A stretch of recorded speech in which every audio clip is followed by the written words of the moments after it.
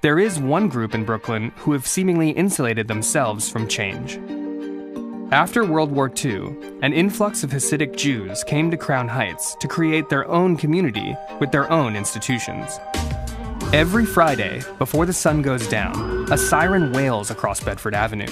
This is to remind people that Shabbat is starting soon, and if you're an Orthodox Jew, you gotta get home, turn off all the electrical devices, light some candles, and use the time to reflect for rest and spiritual enrichment.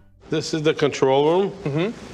This is the wiring that goes to the main circuit that tells the alarm to go off. My son, Maishi, he's the one that goes in here and pushes the button manually.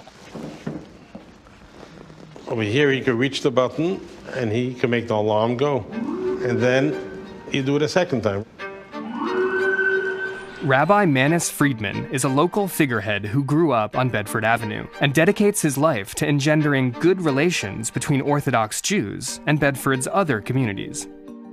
So when did the community move from Russia to the U.S. and maybe specifically to Brooklyn? It started in 1940, where the previous Rebbe, who grew up in Russia, came to America and moved to Eastern Parkway.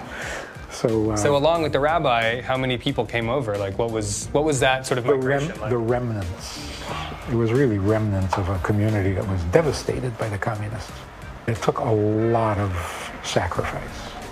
Almost every family lost a husband, a father, to the gulags and to Siberia and to firing squads. So it was a rough battle, adding light to the world. And this all sort of started in the crucible of Brooklyn, of Eastern Parkway, of Crown Heights, Bedford Avenue. Well, these are the streets I grew up in. These are the places that inspired me. These are the teachers who taught me. What was it? I mean, what was it like growing up on Bedford Avenue in what was it, the 50s? We came to America in 1950. And at that time, Bedford and Dean, which is exactly where the school is, was a very nice Jewish neighborhood. That's where we grew up. Now it's becoming eclectic. Right. People are moving in with beards, but not for Hasidic purposes. Right.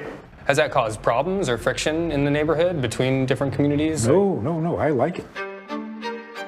The life of Hasidim centers around their neighborhood, leaving not many reasons to frequently travel outside the borders of their blocks or allow for many interactions with outsiders. I joined Rabbi Friedman for Shabbat dinner, a central part of the Jewish week. The soup is delicious. Hi.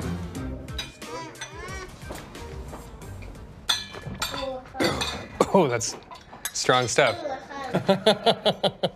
Jimmy Kimmel, he does this thing every now and then. He shows a close-up of a face with a beard. He has the audience guess, is this a hipster or a chassid? And they usually get it wrong. I think what's cool is, like, I come from an immigrant family, right? My parents came from India. They settled here in New York. It's a melting pot, right? There's a lot of different cultures that end up sort of living cheek by jowl. What's your next stop? Sheep's Head Bay. Basically up and down Bedford Avenue, you know? It's a long street, and there's a lot of people who live off of it. We grew up on Bedford Avenue. That's right, Bedford and Dean.